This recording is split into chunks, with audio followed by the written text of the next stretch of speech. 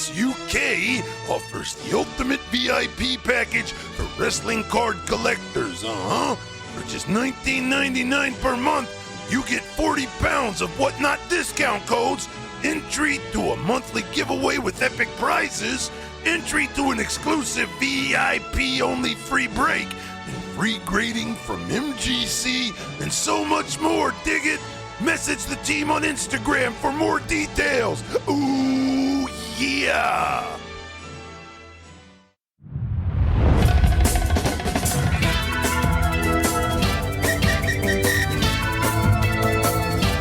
And now, presenting from across the pond, it's the Squared Circle Relics Podcast.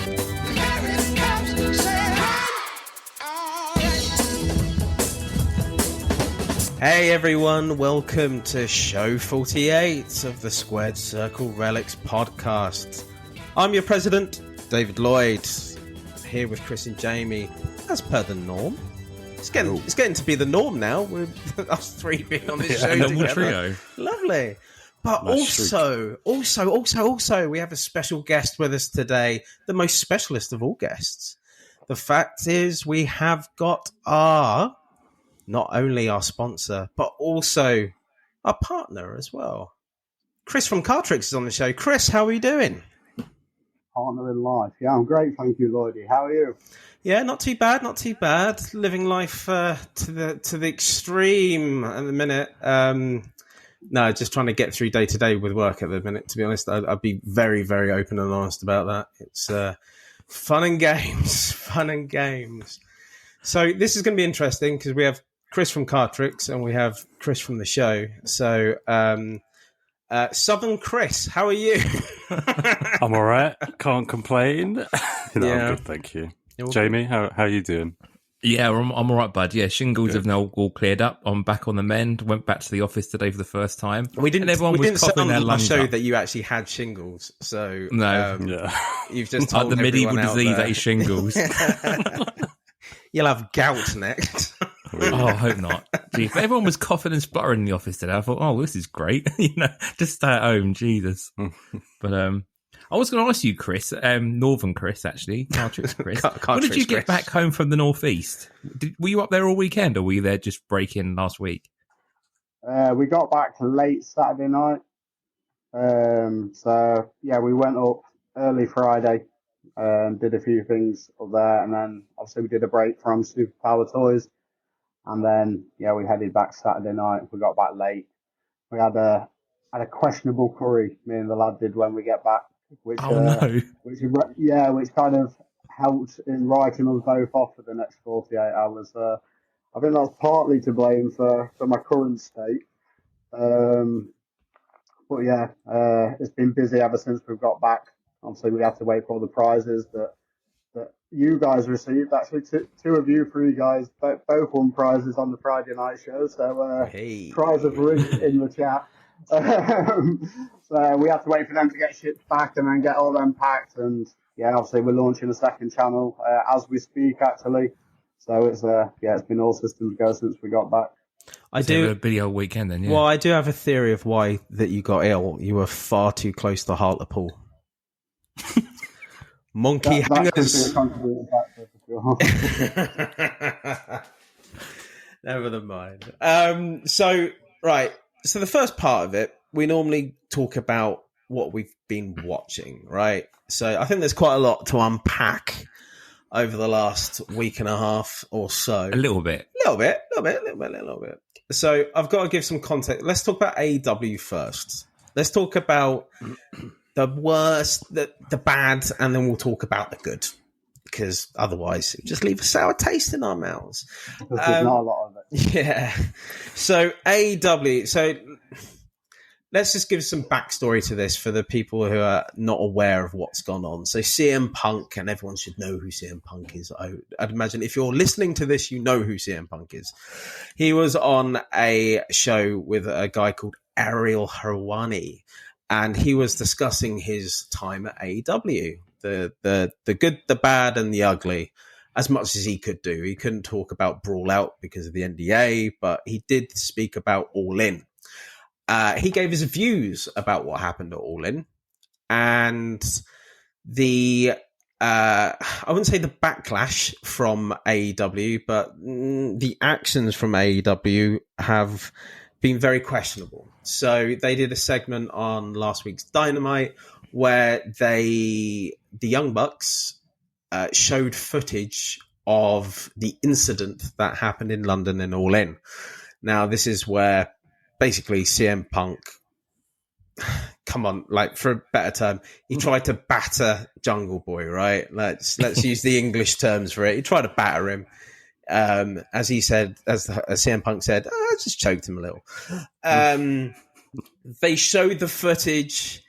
They tried to make it into an angle where they basically said, well, you know, the person who started all of this is in league with FTR, so it must be FTR's. It was really terrible kind of link that is just not... It hasn't gone down well. It's come across as petty. It's come across as Tony Khan-led. It hasn't gone down well. So this is where thoughts. So, I mean, Southern Chris, you were about to say something. So go on, mate. All I was going to say is, like, even your biggest mark isn't going to believe that FTR had anything to do with it, are they? But my thoughts on it all are, like, I actually think CM Punk came out of this looking the best out of everybody. I know that he obviously does start the fight and blah, blah, blah, but, you know, I think his stock rises. I think to a degree Jack Perry's does as well. 100%, I think the only person that this makes look bad is Tony Khan, which realistically he really doesn't need, does he? He looks like a manipulative ex, doesn't he? It's almost like those crazy partners that you hear of people having where they're like threatening to release their nudes afterwards. all this craziness. And I know he's been interviewed. I heard about an interview that he had yesterday, I believe, where he was asked whether he regrets releasing the footage now. And he answered it all in kayfabe, how he felt that the Young Bucks were justified to show it because of it was FTR put them off the win, and he just stayed in kayfabe the whole time, which I think just shows his childish mentality to the whole situation. I think he embarrassed himself and the company completely, in my opinion. I will say that I think with it as well, like you said about Jack Perry there, Chris, that I think his stock does rise. He was at the New Japan show in Chicago last weekend, and like he was, because it was Chicago, he had the Chicago flag. He played up, like everything was like, and you think actually his stock is rising massively. And I think there was a concern last week that actually could you end up baby facing Jack Perry as a result of this footage, but that doesn't look like it's going to be the case. I will say as well, when you just talking about Jack, like I still don't understand why he got punished so severely as he has done. Like the dude was doing his hair. Yeah, he basically got beaten up while he was doing his hair. Like, granted, he probably has antagonized the shit out of CM Punk in front of Tony Khan. Tony Khan is his favorite toy with CM Punk. That's why it's probably happened. But come on, like, he's been banished for over like 8 fucking months, for Christ's sakes. What? You know, in long term, do you think we're going to get edits of this? You know, like how in Star Wars, like it's hand shot first and Greedo and things. Do you think we'll eventually get an edit of this where like Jack Perry does strike first or CM Punk strikes first and it'll be edited, it'll be closer and closer together and then we won't know what the original footage was? I don't think... the director's cut. All in the director's cut. I think with Jack all the copyright strikes, I'll be very surprised if we see the footage in any form again. I believe they breached a lot of UK GDPR laws, didn't they? Because it's they did from the UK. So I'll be shocked. I'm shocked that they didn't know that beforehand, with them having businesses in the UK as well. But that just shows how his blinkers are on. He's just super Mark, isn't he? He's, I love CM Punk. He's just bitter and vengeful now, I think. It would be his downfall. A couple of notes that I had on it that you guys have, I wouldn't say haven't touched on, but there's just a bit more. And that's one, I mean, I've called Tony Khan a wet mark on this show You haven't. From day one, I think. Yeah. So many times from day one, right? I am definitely still in that camp. But what I would say is, and this is no defense of Tony Khan, we've always wanted to see that footage. We've all kind of craved to see that footage, even when we were there. I remember us three talking to each other, going, "Something's happened backstage. Oh, I can't wait! We're never. Are they going to show it? Or yeah, we're never going to see this." And the fact that we saw it is kind of like what we actually wanted. So I'm glad, in some respects, we did. But obviously, it's very petty of how it all happened. So ultimately, apples and oranges. I think it does draw a line under it, though, doesn't it? It's like, actually, the Punk chapter is closed. He's moved on. He's out of AW. We've all seen it. We can just move away from it. I think that should be the point now. We should just bury CM Punk in AW. That is the only slight bit of icing for them now, with regard, it's out there now. People are never gonna say, we want to see this again. You know what I mean? It's done. It's underlined it. It's done. Good. Now move forward. Don't harp on about it. But I would say that the people who I do think come out of this well are, one, Samoa Joe, and two, Paul Turner. Them dragging Jack away. I am a massive Samoa Joe mark right now. Honestly, I have turned the tide, man. Samoa Joe. That's what I would have done in that situation. I would have got that guy out of the way of harm, and that's just who I am, and I would have done that. What's given me the ick is Hook just standing there Literally doing nothing, doesn't move. He's a fucking tree. Fair play. His dad came in, his dad must have heard something that's happening, and he see on the end of the video Taz is storming in. But yeah, Hook, I was gearing up to get a Hook PC. Not fucking now. I'm dumping all of my Hook stuff. Not for me. Not for me. So it's weird. I like the peripheral characters, and I think a lot of people haven't really talked about the peripheral characters, like Chris Hero going stropping, going to pull his hair out. There? Jerry Lynn pulling CM Punk away as well. I think these peripheral characters. The worst thing about that is, sorry. Go on, sorry. Mate. Sorry to interrupt. No. I was going to say the worst thing about that is they actually had Hook booked as a credible matchup for Samoa Joe not so many weeks back. Yep. And now that you've seen their characters backstage, it just makes that booking look even more laughable, doesn't it? Yep. I think he's more concerned about possibly messing his hair up than protecting a co-worker, for example. I don't know whether it's a generational thing or like that. I'm surprised that he did nothing. There was no sense of urgency from him at all. He literally puts the belt down and then still does nothing.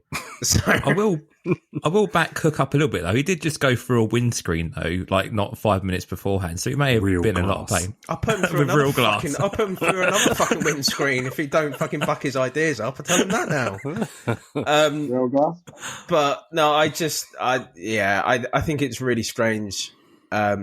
I've done a complete. I hold my hand up. I've done a complete 180 on Samoa Joe. Samoa Joe for life. I've got a few cards coming from him as well into my PC. Happy days. Well done, Samoa Joe. Love it. Long may your reign continue. Long. So let's just talk about a bit of WWE. I think the good side of wrestling right now.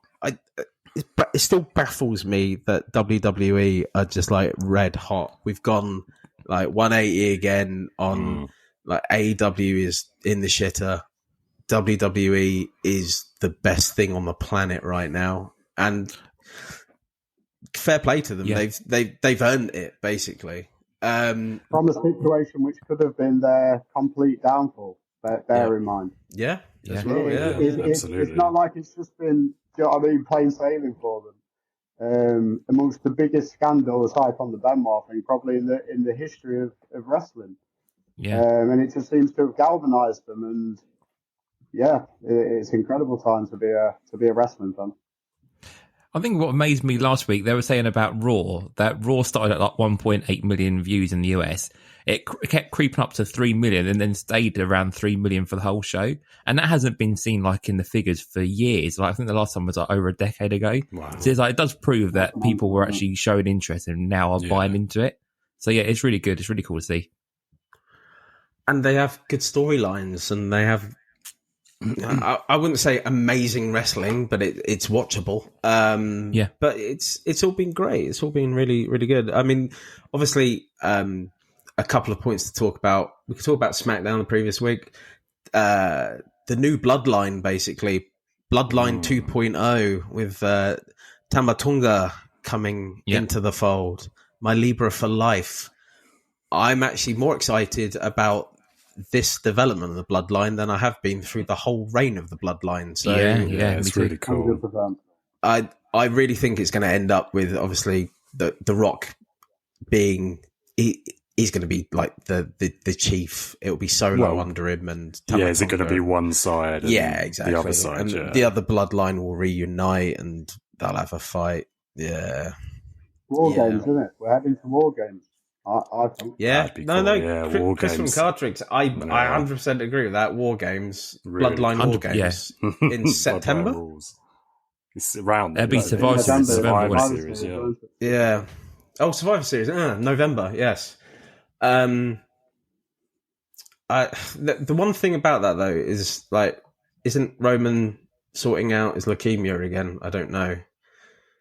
I think he's. I heard they're both on time off, aren't they? Hollywood, so Rock's on time off. Yeah, Roman's on time off. They're all kind of on a bit of a break, aren't they? So again, it does mean that they can come back though, and you can then heat up the heel Bloodline and then build up post SummerSlam, can't you? So I can't wait. It's good, and it's the kick that Solo needed as well. Now he was amazing on SmackDown. Yeah, really good on SmackDown. I did find it weird. He was like, winning counts, and he's like 23-0 this year. But never mind. We'll flip over to Raw. Obviously, Rhea vacating is horrific. We don't want to see her lose the title like that. Massive shame. Any thoughts from you guys about it? I don't know how long she's going to be out for. They haven't sort of said, have they? They've just said she's vacated, so I hope it ain't going to be too long. But it sounds like quite a nasty injury to the shoulder, doesn't it? So it might be some time, but we'll see. I'd imagine it's quite serious, but I think she's kind of that level like Roman, that if she needed to take a little bit of time off, they'd book around it, because she's such an integral part of Raw, and she's featured in probably about 4 or 5 segments every week, and so I think if they could skirt around it and just keep her in a talking position on TV, they would. Which the fact we're having her relinquish the title suggests that it's probably a lot more serious than they'll make public. Yeah, it's a shame. It really is a shame. But these things happen. And another bit of bad news: the new tag titles. They look like rims. The good fella pizza title. Like every time that they bring out a new tag title, we all moan about it. Like it's just inevitable at this point. I don't know what they can do to make a good tag title. I love the tag team division. I think it's always been one of my favorites since I was a kid. But the title, since the original, the 80s tag belts that were really cool. I love those belts. But since then, they've just been horrible. I will say, I think my favourite meme of them is seeing that someone, he said, actually, like the rims and stuff. Someone said it looks like a Ferrero Rocher packet spread out. I thought, you know what, it does actually. I see Ferrero Rocher when I see the World Heavyweight title. Yeah, definitely. I think the problem with tag titles, I'm only just thinking this now, is because we see 2 of them every time. You know what I mean? If they look bad, you know what I mean? We're kind of seeing it twice. Bad belts in stereo. I agree. Since the old tag titles like the Hart Foundation, etc., War Money Inc. In the mid-90s. I mean, even the Attitude Era was a slight variation of them. But yeah, since then, Not for us. Yeah, Not for us. Yeah, Not no for good. us. And the last thing I'll mention before we move on to the cards, let's talk about Fat Seamus. I'm all for it. Dad bod Seamus. Yeah, Dad bod Seamus. I was a bit surprised, but hey, why not? He's getting on a bit now, anyway. You know, he's no spring chicken anymore. So I think he's been injured for quite a long time, though. Yeah. And he couldn't go to the gym, could he? So he's not been able to work out at all.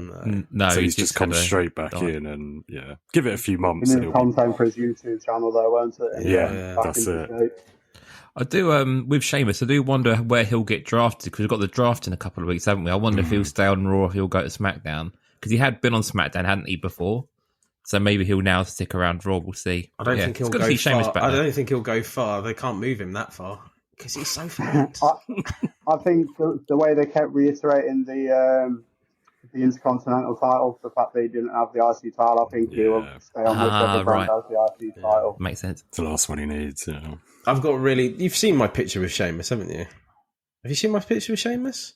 I'll stick it on the socials afterwards. I met him at WrestleMania 28, and I've got a really nice picture of me and him together. So were you as pasty as he was, or were you about the same? Oh no, I'm almost Caribbean in comparison to him. He's wetter than wet. Bless him. Okay, so let's go on to card news. This is going to be a bit of a strange one because the news is all over the place with the cards this week. So WWE Panini, well, we know that they are doing Immaculate. We don't know when it's going to be out, unless Chris from Cardtricks, you know when it's going to be out at all? Unfortunately not. No. Not yet.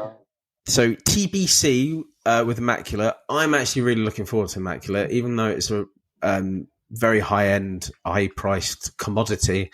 I personally, it's very personal to me, I actually like the design better than Impeccable. I think it's more cleaner, and I just prefer it. So I am really looking forward to that.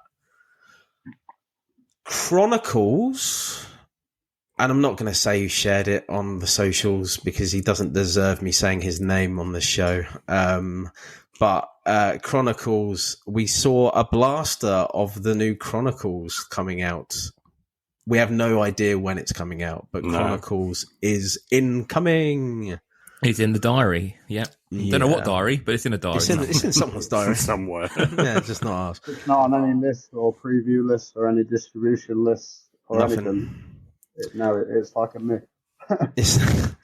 But I'm really looking forward to it. I was a bit hesitant when the last one came out, and the last one came out like a year and a half ago now. Mm-hmm.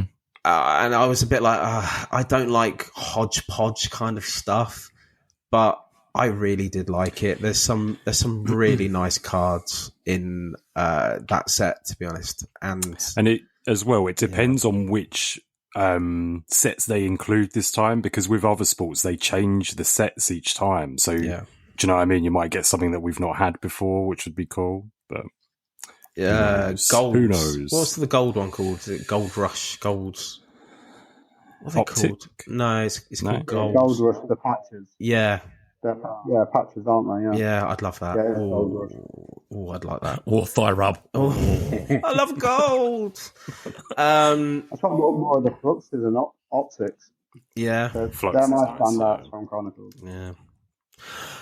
Before we move on from Panini, we have to mention this. I have no idea if it has any validity or not, and we'll see. So there was a post on the Wrestling Cards and Collectibles Facebook group from Matt Alrassid. I don't know if I said his surname correctly. Jamie, you know the... Jamie, you know the... Not. Yeah, right. Alrassid. I don't know the guy. I just know the post. I know the group. Okay. So I've got my own theory on this. Okay, well, we'll get to it. So it says, be advised, info from Panini, and he puts this in quotes. We just had an acquisitions meeting with all of our different sports yesterday. Unfortunately, the information we received in the WWE team was less than stellar. Batista, Triple H, Roman Reigns, and Randy Orton are not signing. John Cena turned in a ton. Don't waste any money on Triple H, Roman, or Orton redemptions. Also, they apparently have no higher end redemption cards, so your replacements will just linger forever. So that's interesting. I have no idea if that's true. We'll soon see, because obviously these high end cards are reported on quite frequently. Undertaker's done a load recently, right? And I was going to say, there's a lot of Kane and Takers coming through now. People are getting those redemptions through, and they're high end, aren't they? So go on then, Jamie. What's your theory? It's not mad. It just makes me chuckle. I did have this mad theory that this guy actually PCs his guys and he just wants these spots cheaper by telling everybody, no, they're not redeeming. Don't worry. Don't bid on them. I reckon he's after these high-end Triple H's. I don't think that will impact spot prices, sadly. No, I don't either. No. But it is what it is. I'm a big believer in you don't know what is going on really behind the doors with Panini until you actually know. So I'll take that. The thing is, he puts quote marks against it, but quote marks against who? Who said this? Yeah. You know what I mean? Yeah. Where's it come from? I kind of throw it out because of that, really. I will say as well, this hasn't been picked up by anybody else. I've not seen any other videos from the likes of Tony Vella or Zane Morning hasn't picked up on this yet. So I don't know how much traction this has got, and I imagine that we would see some of these guys also picking up on this. So maybe one to watch and maybe see what happens over the next few weeks. It's the only reason I kind of mentioned it, because it's kind of fallen by the wayside with everyone. But if it's true, it's pretty shit. I can imagine why Roman wouldn't be signing, because he's kind of like gone basically for now. But why Triple H wouldn't sign doesn't make any sense to me. But hey, I find it difficult to believe, only based on the random fact that apparently they've mended the bridge with Charlotte Flair. So if they've gone to all that effort and managed to talk Charlotte into signing again, I can't see them subsequently pissing off three or four other big names. It would be counterproductive, wouldn't it? Very much like you just said, Lloydy, until we actually see every one of the redemptions being rejected or redemptions being returned to people. I mean, it's one of those wait and see situations, isn't it? Hearsay. Yeah, let's put it in the junk pile for now, and maybe it has some validity down the line. You never know. James, we pulled a 10 duel, Triple H and someone from Don Russ, Triple H and Seth Rollins. Seth. Dual passing the torch. I was really looking forward to see the customer have that one returned. Yeah, no, that's that. Yeah, 100%. You got to say it has to, because it does. It's Triple H, for God's sakes. He's in the company. He's not gone anywhere. It's his era. Yeah, we're going to remember his era, refusing to sign for the fans. It's crazy. Okay, so we'll move on to AEW. Lots of bits and pieces come out from AEW recently. So AEW Metal on E-Pack got released from the last time we had our last show. Yeah. I won't go into... It was the day after, wasn't it? Didn't we say it would be the day after? Yeah. Pretty much. So, as always.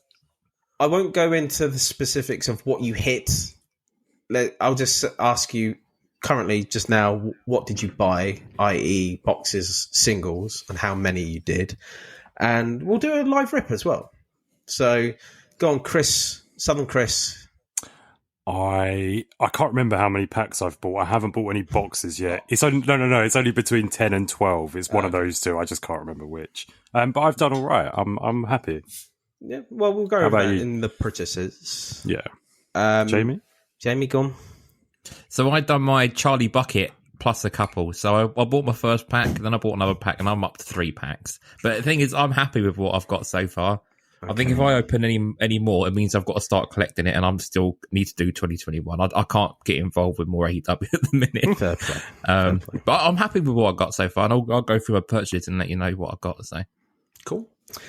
I know, Chris from Cardtricks, you didn't go into it, but you never know for the future. Never know. Repping that physical card only life at the moment. Shout out to NFT soon. So I got 2 boxes. I think I did well with my 2 boxes. I wouldn't say Stella Artois, but I do think I did all right. I did some singles as well, and I've done all right from that. But I'll go through it in the purchases section, because a lot of what I did get has been moved on to other stuff. Now it's been sold or traded out. So happy days. I will just add, though, that it was a little bit late going live. I think it was supposed to be 9 a.m. Pacific, and it was about 15:15 when it went live. But the price point was pretty good. I think so. It's $6.99 for a single pack, and I think the box price is actually still cheaper than a physical box. Is it $99 for a box? Yeah, it's 90. It's 90, I think it is. So that's not too bad, actually. I mean, other releases have been sort of above the retail price, but this seems to be about the same as what it is now. So that's quite nice, actually, to have it on parallel. I know Spectrum and first flagship ones were like way over the price they were available as a physical box, weren't they? I did, before we go into do a little live rip, there's one thing. So obviously when I would talk about the base cards, for example, right? If you never get your base cards, but if you collect 5 of them, you can merge them together, and it goes through a little, if you've got the sound on when you do it, it's like a printer. It goes meep, and you get a different parallel, basically. So this one's called Spectrum. If you put the 5 base cards together, you get Spectrum. So it's like a rainbow card. Yeah, which is nice, actually. Yeah. So there's also achievements as well. This is the whole thing of what is the appeal to EPAC for a lot of people, is that the more you get of something, collect something, you can try and fulfill a quota of an area and get an achievement.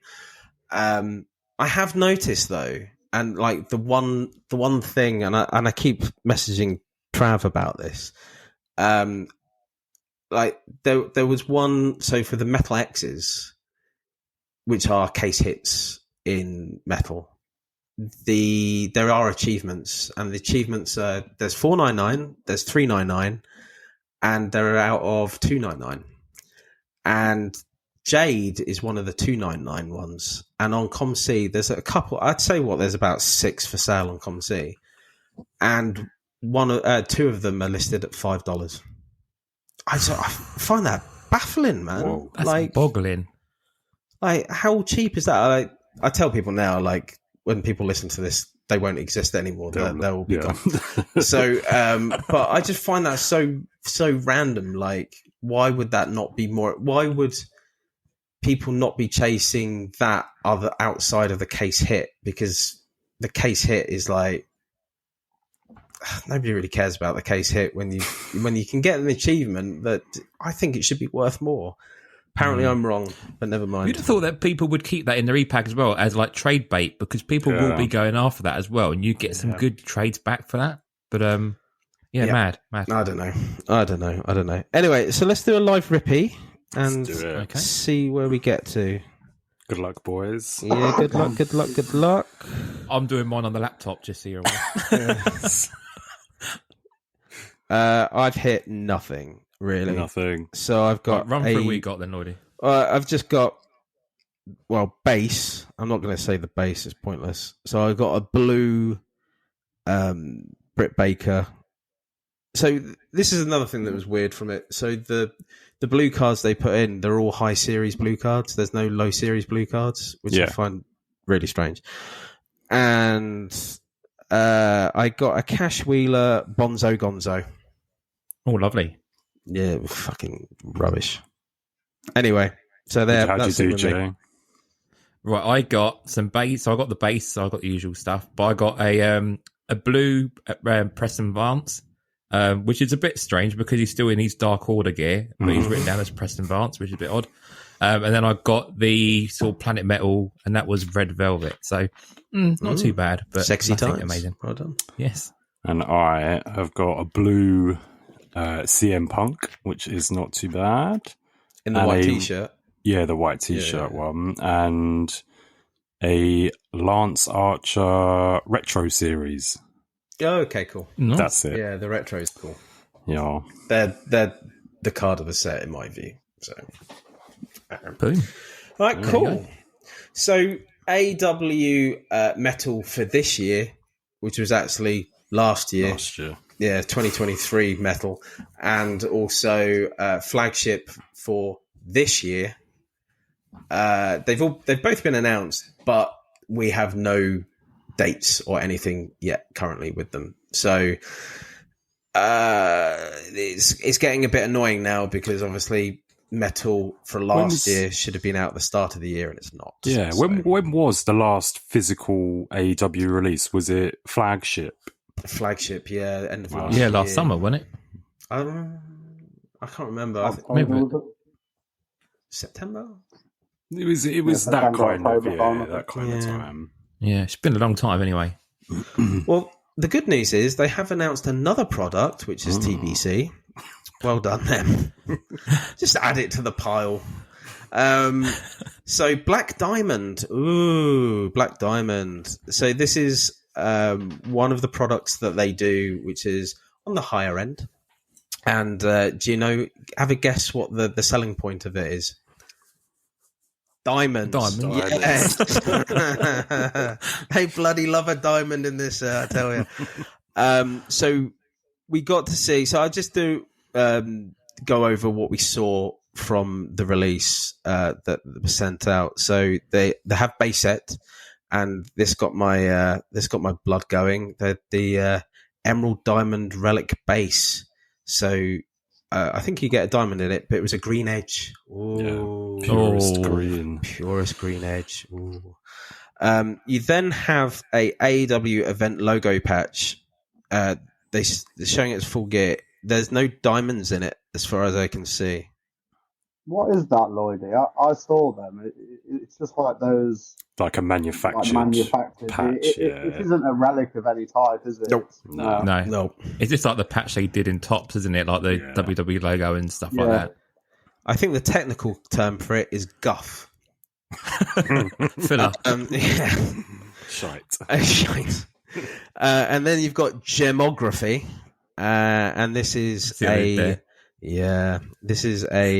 diamond or a gem in a card with a signature on it, and the one we're seeing is Britt Baker 25. I think it looks okay. I'm not against the card. I think it looks all right, but just like, what's the point of? It's a bit meh. Yeah, what's the point of just? I still don't understand what the point of just like stick a diamond in a card. Solid selling point. I don't really get it, to be honest. But I mean, I know this is like a special product which is all diamond, but we've had a bit of diamond action in Spectrum, haven't we? We've had sort of gems and things in AW before, and they didn't really sell very well, did it? No, no, it wasn't a massive selling point, and they're in massively thick cards as well. They're like, they're proper. I can't remember the point. I want to say it's 360, but I think it's actually 180. But they're big, thick cards. So I think the base are quite chunky as well, aren't they, for Spectrum? But yeah.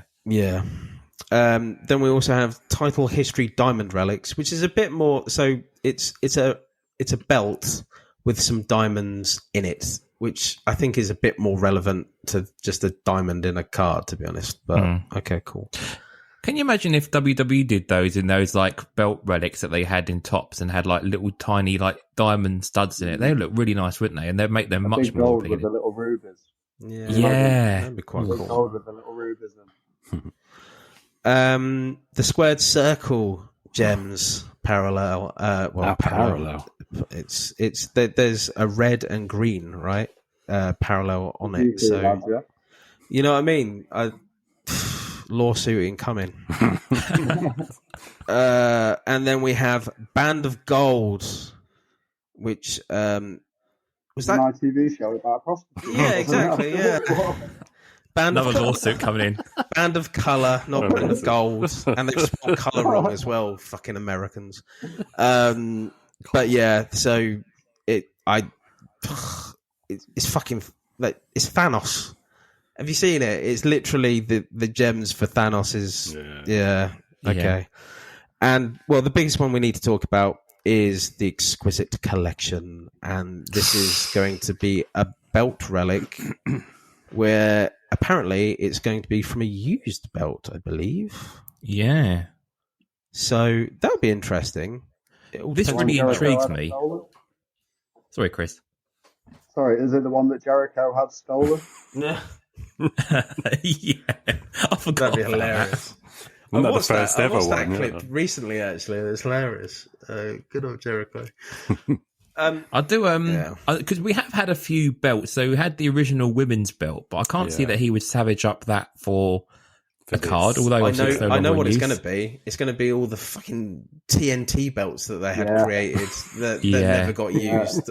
So and the CM Punk Real World title, potentially that gives you another option there, doesn't it? Yeah. Oh, I don't think they'll go anywhere near that, to be honest. The Burberry one? Didn't MJF have a Burberry one? Yeah. Burberry one, yeah. Could do that one. I just think that, like you said, the TNT belts, we've had so many versions of them, haven't we? We have had a few different renditions of stuff. So, and you've also got the other thing with this as well. Like, you do see these relics in other sports, and they say, a real used title. They could just use the same material. Like, they could take a tiny piece of the back panel and re-leather a strap. That happens quite a bit, doesn't they? They re-leather straps. So nothing saying it could just be the old strap and the plates are still reused, aren't they? Yeah. So, I mean, it's quite cool to have a real belt relic, but I mean, how legit of a belt is it? It's the same thing we say about the canvas pieces, isn't it? How many layers of canvas have you got there, As well as I do think it's going to be mucho dinero, a lot of camels to get this. I think we're looking at around about 300 plus. For camels? Or dollars? A toe of a camel. It's a tail of a camel. Yeah. Half a neck. I don't think it's going to be a cheap product either. And with AEW being in the shitter right now, support-wise, I think this might struggle. I'd seen... the names aren't there, are they? I think now that Jade and Punk have gone, I mean, look at Flagship in comparison to Allure. From a breaking point of view, it's like pissing in the wind, basically. Without having CM Punk and Jay Cargill there, it's kind of a dead brand. I think it all comes down to the time of this as well. If we have a massive splurge of AEW all appearing at the same time, that's going to really impact the impact of these on the market as well, isn't it? Like, if you get Metal and Flagship appear, then 2 months later Diamond, it's just... And I think the price point is $150 on Diamond normally, so yeah. Okay. Well, that won't be too bad, but I just don't think it will be that price. I think they'll go up higher. I really do. But I think that's the RRP. So we never know what can happen with prices. So we'll see. And it's if it clashes with Immaculate Chronicles as well, Yeah, it's really interesting to see what happens. Really. Are you sure? They've got 2 other products to come out before this bloody one. This will be next year. Yeah, maybe. We're looking at 2026 earliest, I think, to be honest. Will it be in my 2025 predictions? That's the question. Maybe. Okay, so one little last bit before we get into our areas. So, sorry, Lloyd, just thought about AEW just really quickly again. AEW Metal as well. Danhausen had on his Whatnot feed this weekend. He was selling the original proof art for test images. Yeah, I watched that.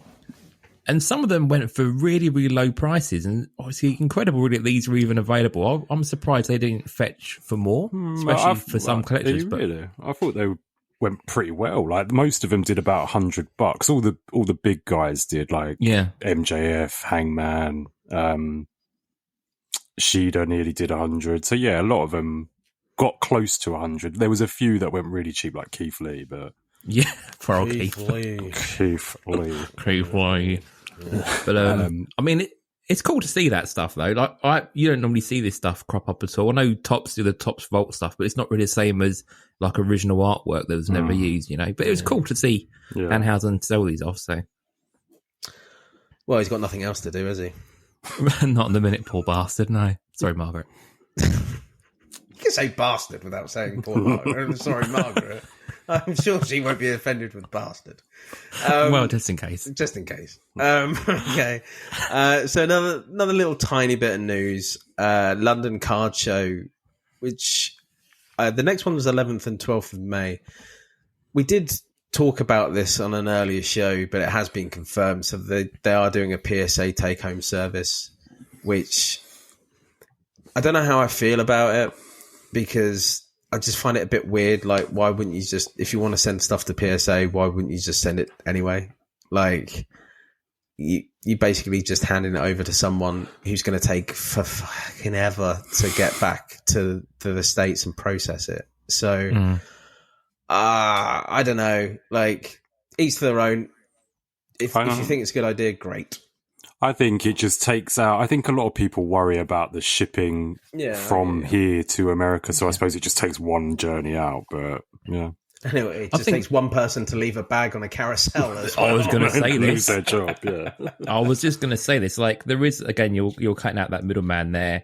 For the first time, people who only want to use PSA, that allow you can at least talk through that process with them and explain the billing and how that side of things work. Because again, some people find that a bit of a minefield. But yeah, imagine how much stuff they're going to take in at the card show. Yeah. They only take one bag to go missing. There's a lot of stuff in there, isn't there? That's the thing.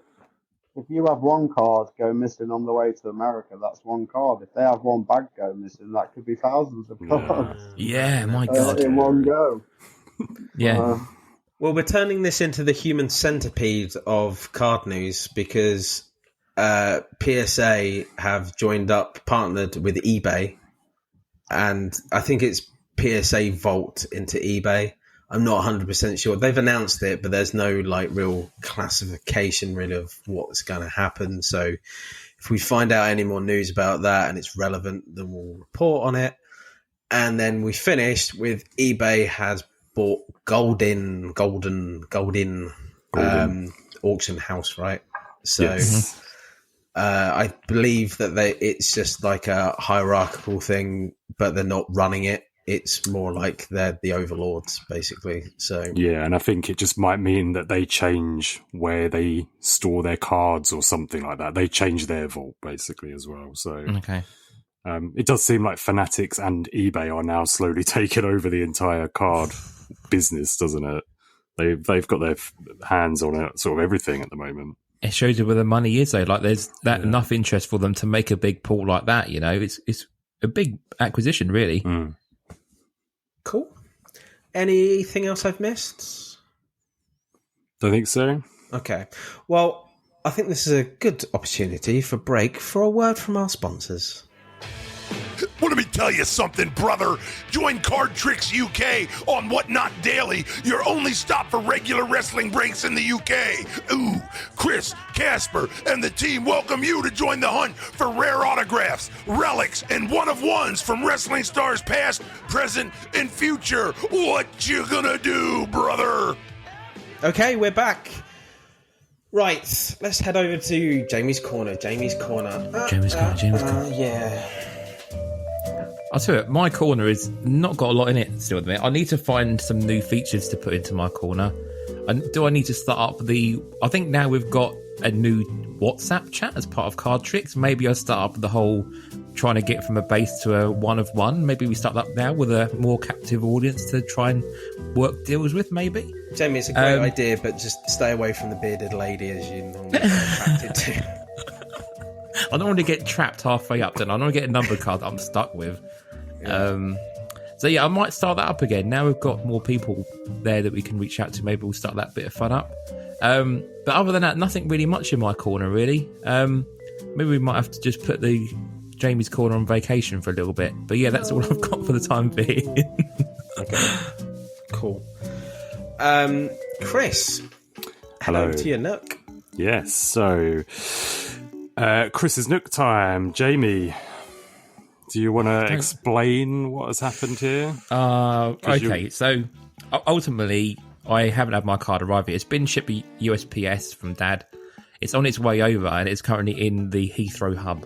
So that either means I'm either going to get a customs charge or it's going to turn up in a couple of days. So, I mean, it's probably going to be my luck. It will turn up tomorrow. So, I mean, it's entirely up to you how you want to play it. Do you want to I'm just going to DQ you. No, I'm just going to disqualify you, I think. Yeah, we let you off last time with the no DQ. I think we're just going to have to do a 2-horse race here. Fine. Are you really? Is this happening? Are you being this strict? Yep. Oh, wow. I'm not. Well, no, we can if you want. I don't mind. If you guys want to wait, we can wait. But well, I mean, I can reveal. You just haven't got the physical card. Okay, I can we'll reveal do what the that. card We'll is. do that. Okay. All right. Are we? Cool. Well, I haven't got anything to open. So, I mean, the topic was right, you don't. women's wrestling between 87 and 97. So, Okay, cool. I'll go first. I have a sensational cherry. and I cannot tell you how hard it is to find that card in like not shit condition. Sorry. Yeah. Really? It's actually really Yeah, nice, it's really mate. hard. It's done really well. Yeah, the corners are all sort of bent up, and And I know Chris likes sensational cherry as well. Which one? That Cardtricks Kiss. Oh, I was about to say I like. Yeah, there you go. Same. There you go. Lovely. Go on, Jamie. Boom. Open your card. Cat. Right. Okay. So I've got a nice bit of Lars Sullivan on the front. A lovely job, as always. There's always a wrong one to appear for. Wait a minute. Well, I had Quincy and You had Quincy and James Ellsworth. yep. Oh no, we've got a bit of Quincy going on as well. Quincy's on the back here, so It's on the always parallel appears. as well, man. It's a nice green. And it's a nice green, yeah, green Quincy. Right. I'm also going to get the other one ready. I'll put it into the chat, so you have to check your WhatsApp to see what yours one was. But Lloydy, we have got. Oh, very nice. We have got an on topic. Hopefully, you can see that. It's clear enough. We have got a ball, 90. Is it 95 or 97? 95 BBM. BBM. So yeah, I bring the heat. I know. Boom. I know. I've got at least one vote with Tommy on that, so I'm happy. Yeah. Born Nakano, very nice. The back's quite cool as well. A different image on the back, doing a bit of headbutt. So yeah, The Hall of Fame. very nice. Yeah, like a completely different human. But yeah, no, she was a beast. Back in '95, when Alundra Blaze was the only women's wrestler in the Fed, and they brought a lot of those Japanese girls over. It really was Bull Nakano. It's crazy. Yeah. Survivor Series Really '95 mental. when they had the 8 women tag. You know, she made the match really. Just keep going, Chris. Big her up even more. That's Daddy needs votes. Right, Daddy needs okay, I'll go with votes. mine then. So I've just put mine in the SCR Cardtricks chat. So that was what Chris has got on the way. Missy Hyatt, is that signed? Is that legit signed, or is that Zane signed? That is a legit sign. Yeah, It's not an Abid special. no, that's a legit. That's not. That's a legit sign. Okay, cool. We will submit No, it, but so, yeah. I'm not happy. Chance after chance. That was a He's not happy. that He's that not card happy. was a He's steal not happy. price wise. It was absolute steal. Yeah. So yeah, well below budget. Have you seen what she looks like No, now? I then. Just say aged. I mean, she. Yeah. I saw a picture of her. Well, she was around everywhere, wasn't she? She was in remember- the AWA shoes, WCW shoes, and ECW. She's had a lot of She's wear. been around a long time, hasn't she? So She's had a lot of wear, like an old leather shoe. She got around. Cool. So I will put these out on the Facebook group. I'm also going to do an Instagram poll. And as we now have our own dedicated channel on the Cardtricks WhatsApp group, Sweet. we'll also shove it in there as well. Jamie, leave the polls to me, yeah? Because the last time, remember what happened? You lost. no double You made polling. I yourself threw myself lose. out. So Yeah. don't do that again, bud. Cool. Dave, over to your hole. Jamie, for my music this week, I think it's quite topical. Take That, Rule the World, please. Very nice.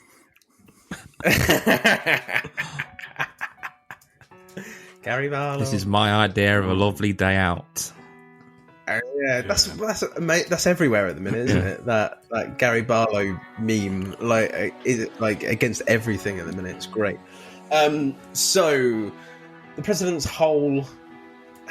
I have not done a Liberator of the Week this month. I've just been too busy, so I will do it before the end of this month, 100%. So if anyone's wondering, what the hell are you talking about? Liberator of the Week, sorry. So basically what I do is that on our Facebook group, and I'll also put this on our WhatsApp group as well, on Cardtricks now as well. I'll dual it for people to get involved. So basically, a week before it starts, I'll give a topic and a price range. People go out there to find a card that fits that and submit it as, you should buy this. If I like it, I would look at them all and I will pick a winner. I'd get the card, but I will send you a signed autograph card, a special one from the Liberator of the Week selection that we have. There's not that many left. I think there's about 7 or 8 left. Jamie, I still haven't written your That's one fine, out, actually, that's so I keep remembering. I've got a stack of cards. You can, I said this before. We need to meet up at our Sauce. reasonably shit pub, and I've just got loads of cards. You know what, Lloyd? You hold on to that one and send it when you send the second one that I'm going to win next time round, all right? Oh, I like it. I like a bit of venom there. Oh, I love it. Hey, you never know. Chris from Cardtricks might win it this time round. You never know. He might. I was just about to say, you just said you're going to put it in the Cardtricks like group and stuff. I'd be interested to see, because we obviously on the Facebook group we know the guys, and I would be interested to see some like other perspectives of it. Do you know what I mean? We always kind of get the same people, and I'm not saying that they're bad it's filth. suggestions or anything. It's literally pure filth, but basically. But do you know what I mean? Like just a new take on it would be nice to see. Yeah. Looking forward to that. Yeah. It's going to be great. So that's scheduled in for the end of the month. What I'm going to do with all of these cards that I seem to have accumulated, still TBC. I might give them to Christopher Cardtricks to like put them as giveaways on your channel, maybe for a laugh. But there's a weird eclectic mix. So I think that's it from the President's Hole. I don't think there's much more to cover. We'll move on. So we'll get to purchases of the week. Chris, as you're the guest on today from Cardtricks, what have you been purchasing over the last week or so? For the PC, not a lot, to be fair.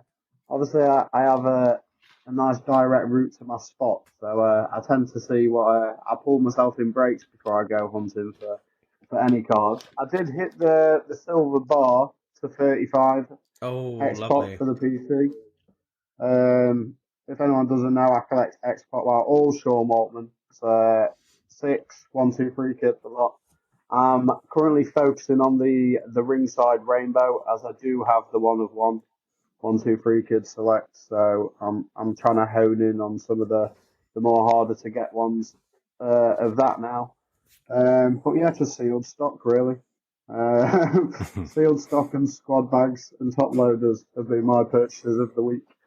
Cool. Essentials. Cool. All right. Essentials, yeah. I've got a case of Chronicles in front of me that we're going to be starting after this show. As soon as this show ends, we're going to be starting. So hopefully I can add something to the PC from that as well. A nice noir to 10 maybe. Other Chris. Chris 2, The Revenge of the Chris. Go on. Revenge of the Chris. Cool.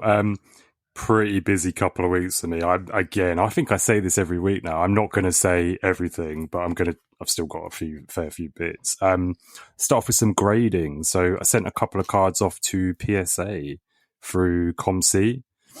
Extremely easy to use. So if anyone does have cards in their ComC that they want to get graded, it was 3 clicks and you're sort of done. So that was cool. I subbed a Julia Hart, which was a silver Aftermath achievement card. That's from Full Gear when she won the TBS title. Nice. And Soraya Battle Match achievement card. That's a PC one, so just something for myself. Kind of cool though, because she's got the big world title, and then on the back it's got like the bio about Wembley and All In and stuff. So nice little card for the PC. So on the Cardtricks special that we did about WrestleMania, I did mention that I was after an R-Truth auto. So somebody slid into my DMs who had listened to that and did manage to pick one up. So I got an Undisputed auto from 2021. Awesome. I like it as well because it's on card also, and he's R-Truth is signed like right over to the right. So it just kind of quirky and, kind of fits with his character, really. Cool. Did any of you guys see on this last week when he got Triple H to break character and laugh? That was amazing. Yeah. Jamie, last show you mentioned some cards, and I kind of was like, oh, yeah, I've got them. I actually didn't have the Carl Anderson that you said. And the other one was a Dax Auto to 10, which I think Chris pulled on one of his streams, or one of the Cardtricks guys pulled. So yeah, in the WhatsApp group, the sales group, I did manage to get a deal done with, I think it's Felicity. Yeah, really, really good. Sort of met in the middle on a deal price. So yeah, I appreciate that. Nice. Yeah, it was a Carl Anderson from Select to 10, a Dax Auto from Allure to 10, and then just a few other FTR cards and bits and bobs. But yeah, appreciate that. Dave, Leaf Metal Legends. Not Heroes, Jamie. Not Heroes. Love it. Bloody love it. Yeah, and the more and more that I've kind of looked at it, the more and more I've been like, I'm really feeling these cards. So I picked up 4 of them this week. 2 Hogans, an MJF and a Stone Cold. Wow. The MJF and the Stone Cold are the Pro Wrestling Periodical, the magazine one. Oh, nice. So I am going to look at doing, I think, a set of those. Maybe not the set from the same bits, but yeah. The lowest one was numbered 4 of 4. So it's quite cool. Awesome. And then generally, I've been doing a lot of work on sets on ComC. So I always kind of keep a close eye on Slammertex Chrome on there, and the prices are just never been that good. But some legend put all his prices to like $1 and stuff. So I picked up 10 numbered cards from Sam Chrome.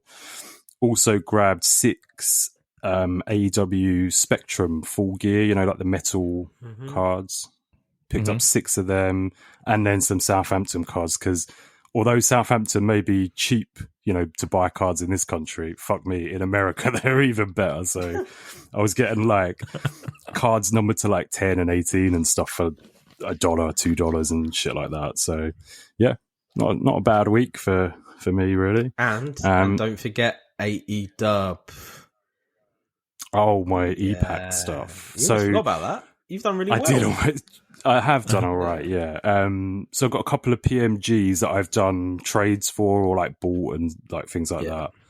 So I got both FTRs in the red, which is to 100, I think. Yeah, well, and then 90 really. They're marked as 100. 90, yeah. And that's it. So yeah, both of FTR.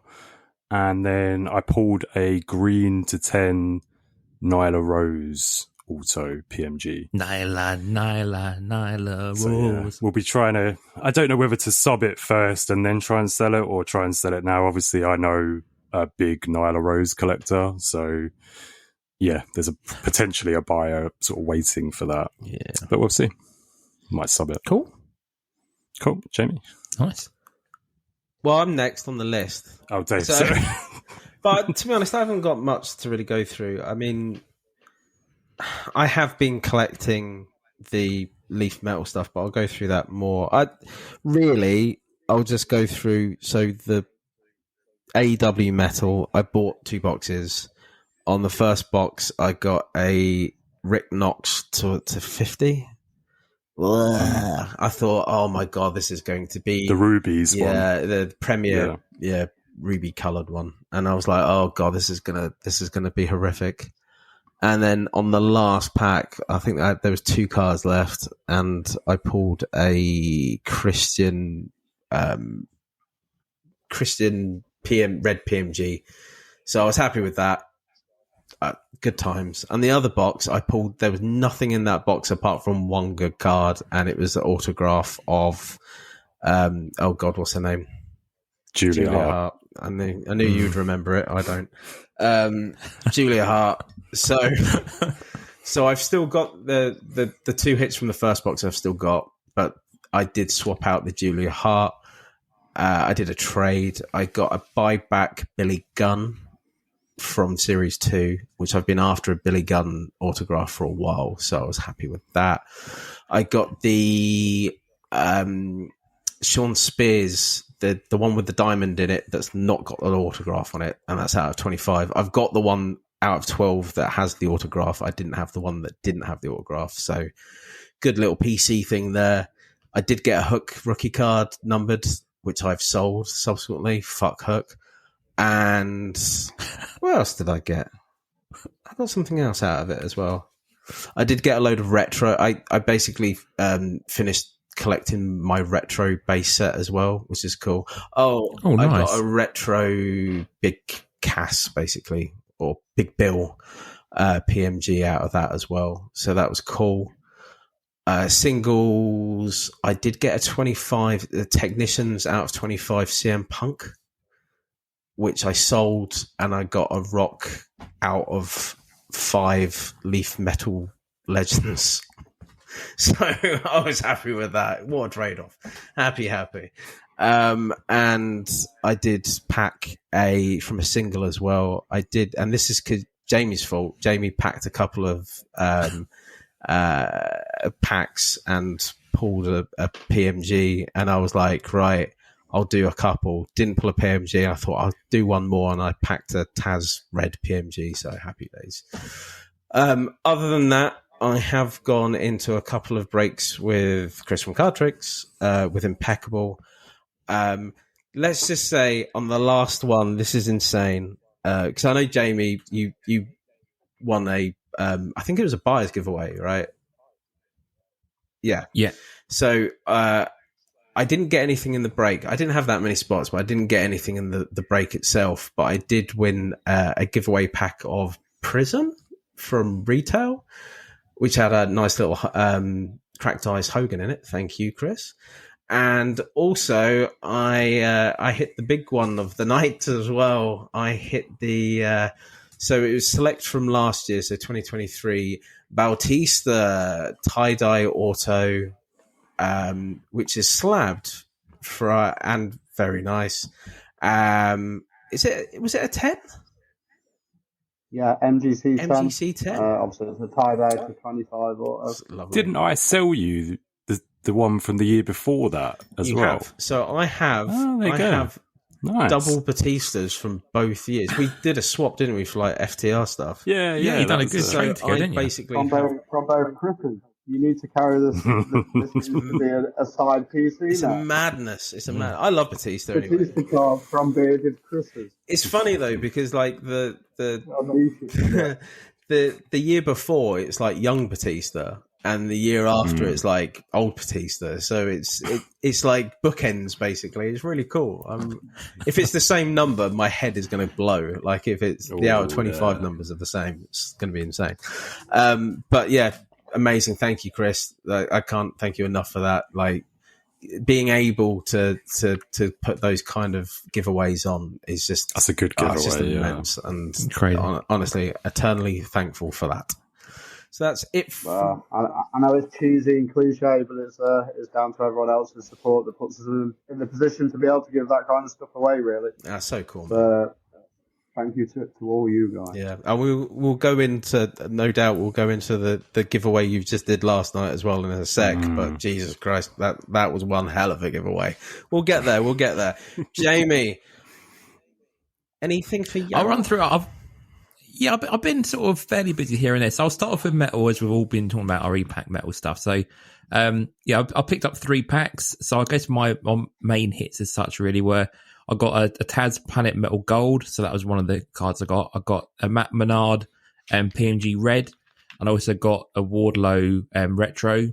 And really, other than that, most of it was kind of the blues and bass. I didn't get any like massive autos and stuff like you guys did, but obviously I didn't go in as many as you did. Didn't you get there was a Keith Lee PMG as well? Oh, and Keith Lee PMG Red as well, yeah. The first one, you've done all right, like considering how many packs you've done. You've pulled 2 PMGs, well. So yeah. I will say that first night, there was a lot of PMG Reds coming out of those packs on that first night. You know, seemed to be very loaded that first hour, but I don't know if that was just luck of the draw or not really, but all good. I think all of the 80 pulled 1 or 2, to be honest, that night, so good on them. And then I will just go through just a few other bits and pieces. So I have been PCing Charlie Dempsey. I kind of been doing this sort of quietly on the slides. I kind of been picking stuff up post Regal, going back and sort of realising who Charlie Dempsey was a bit, really. But obviously he appeared at Bloodsport, so everyone's now been after a bit of Charlie Dempsey. His prices have gone up a bit, so it actually made me pick up the pace a little bit. And I'm trying to get the rainbow of select. So I have the lucky envelope to 8 anyway. So I thought, well, actually, I've got some of the harder ones. I'll start working backwards. So I picked up a few of the lower end stuff. So I picked up the red, the tricolour, and the die cut for select. So I will try and pick up a few more of those. But again, they're not really worth a lot at this point, but I'll pick those up. I've been trying to get some more Leaf Heroes. So again, still trying to pick up the lower end ones. I actually missed a Rich Swan today. Gary in the ATP chat alerted me to this. It was a ComC auction. It was up for like 99 cents. I put on 130 and they 120 and they went for like 125 or 130. So I missed it by about 10 cents. But again, I'm not overly worried. They'll come back around. I did pick up a few other low end cards within that set. So I picked up like an Angelico and stuff like that. Just some real low end stuff, really. So yeah, I am continuing to pick those up. Just a shout for anyone who has some white base Leaf Heroes of Wrestling Autos, hit me up because I will probably buy them from you to try and get that complete set. And then break wise, so as Louis said, there have been on quite a few breaks with Cardtricks over the last few weeks.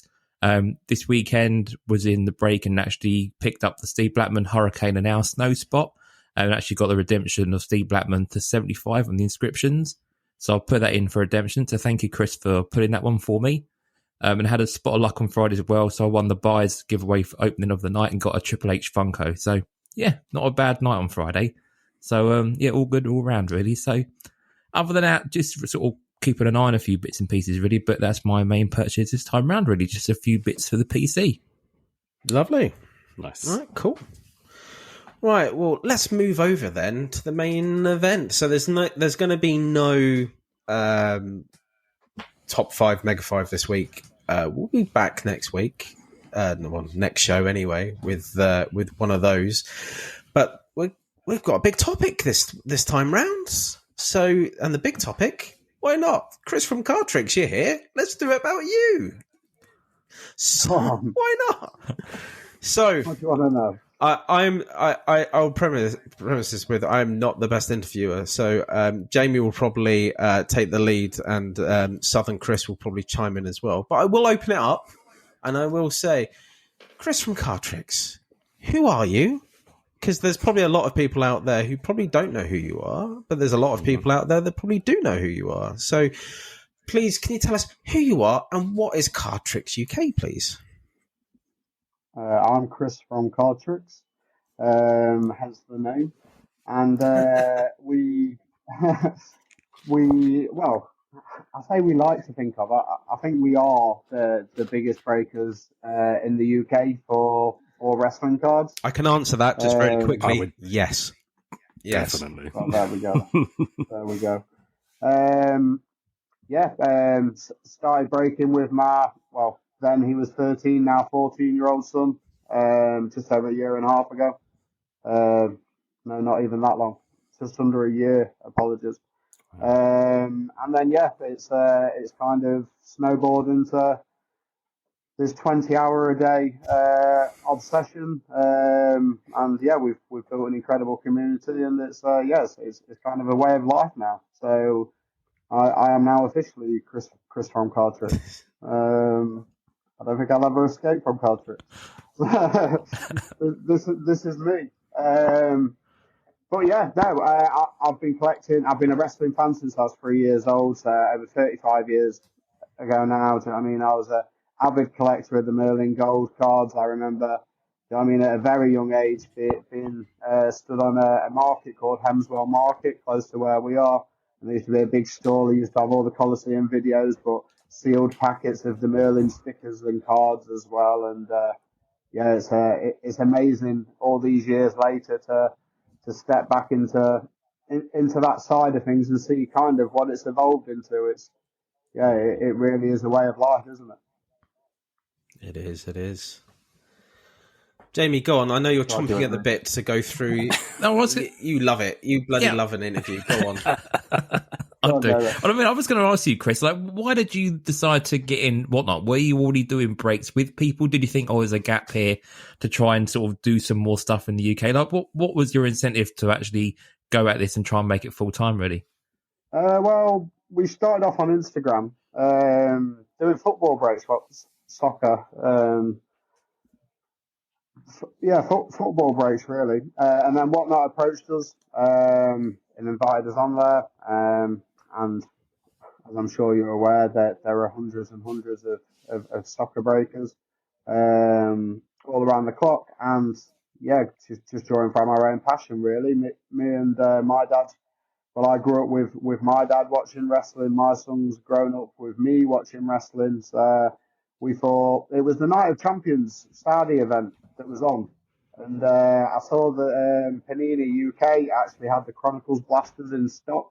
So I ordered 3 cases of them, and I thought, let's do a case breaker then and actually watch Night of Champions with everyone. And that went incredibly well, that first stream. So I thought, yeah, I think I've said this to at least one or maybe 2 of you guys off the podcast, that as a wrestling fan for such a long time, I know how much we struggle to keep ourselves awake at that time of the morning, so especially when the product's going through those stale patches. You know what I mean? And we've got a 3-4 hour show, you know what I mean, to drag ourselves through. You're always trying to find something else to keep you alert. So I thought, well, pairing a watch along with a break at the same time seemed to make sense to me. And fortunately, quite a few people seem to agree. And yeah, it's a monthly staple for us now. Obviously, every pay per view we're live, and I think they work well hand in hand. So appreciate I digressed a little bit there, but that's really how it all evolved. We love a tangent. We love a tangent. Don't worry. Love it. We love it. I'm a regular listener, Lloyd. I'm well aware. And while we're talking about tangents, what's your favourite role that Sean Bean's played, Chris? Sharp.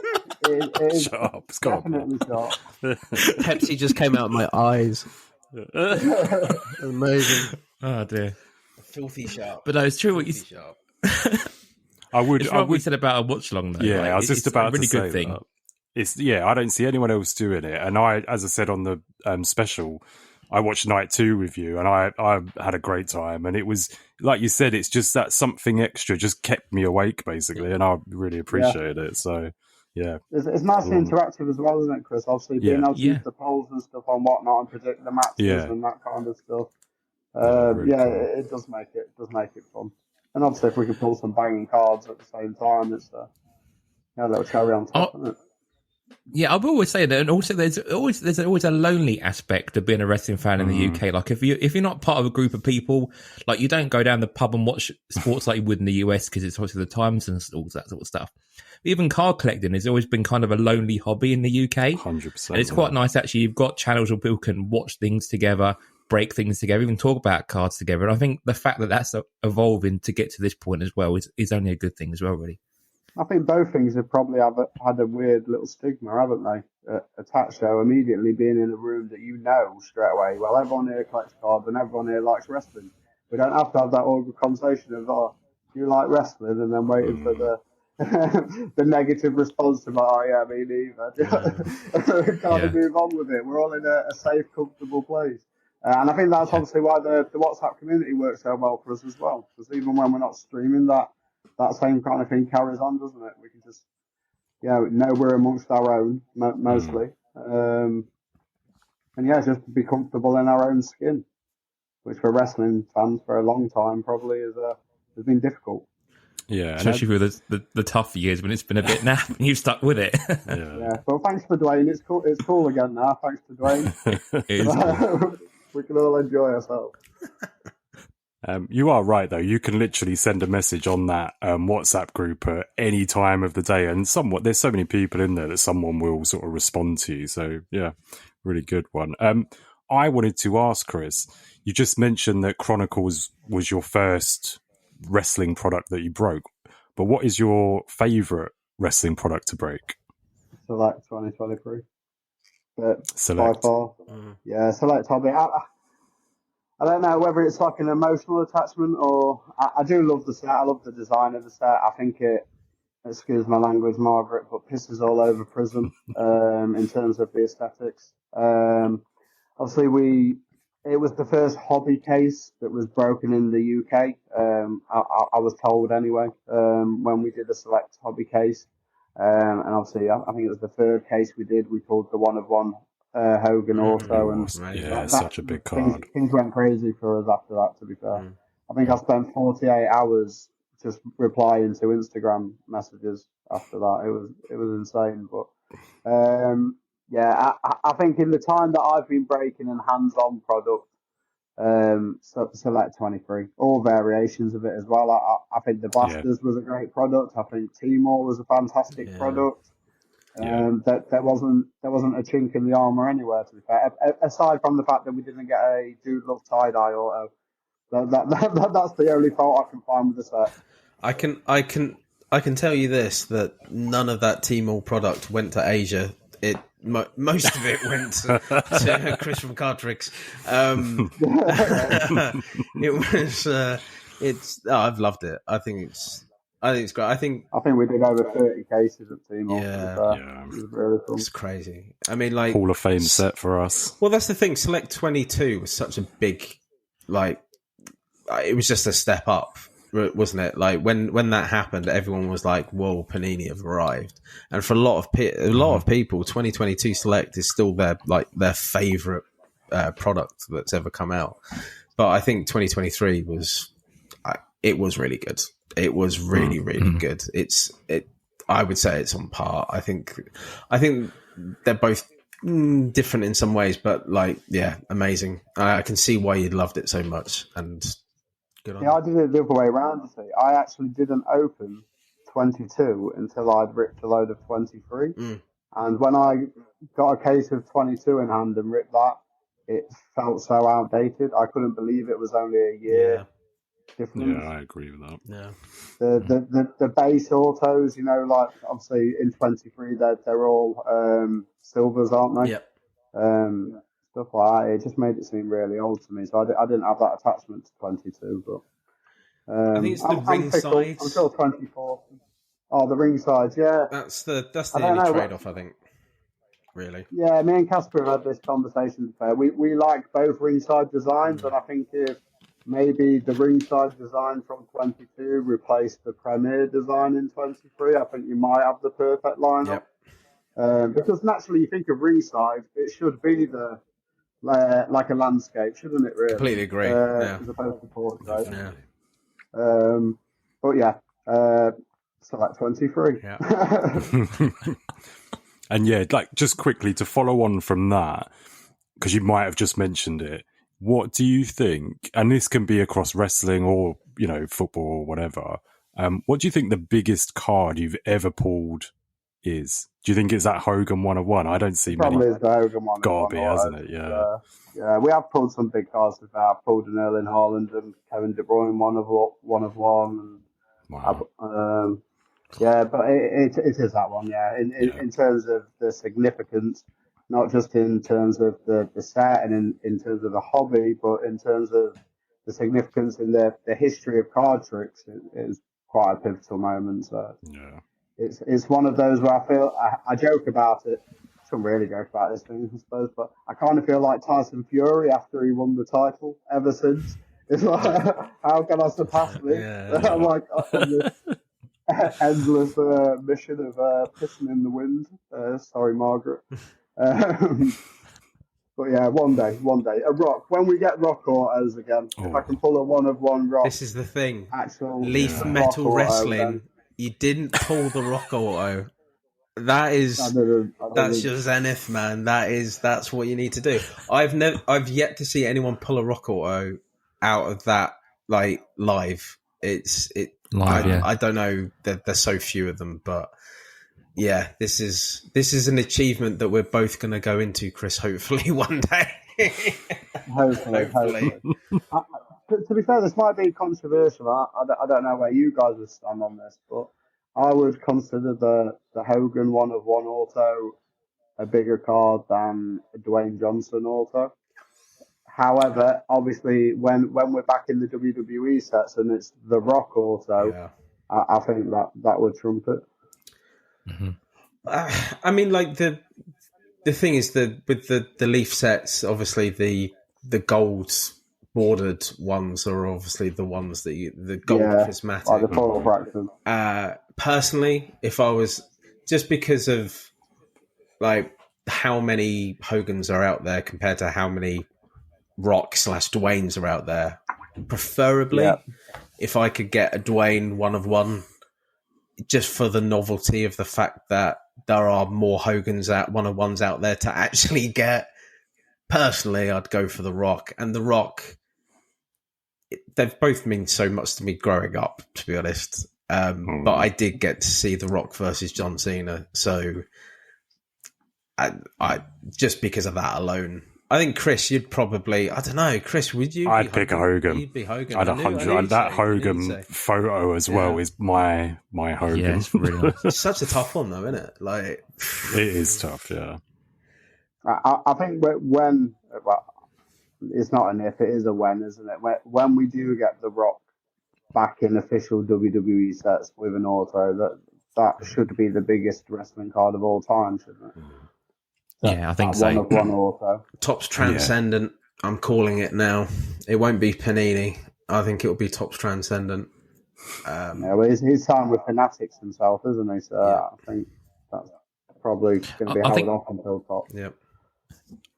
I think that's definitely the point as well, because you're going to have that massive price point on there. And again, those things sold really well at that price point. You think if you've got The Rock, because you're not going to have Vince McMahon in the new Transcendence, you need another big name in that for people to chase. And it's got to be The Rock, hasn't it? Even back then, there were 10K boxes, and that's years ago now. So, and if you put Rock as the chase in there, you could sell that for God knows how much money and still make your money back.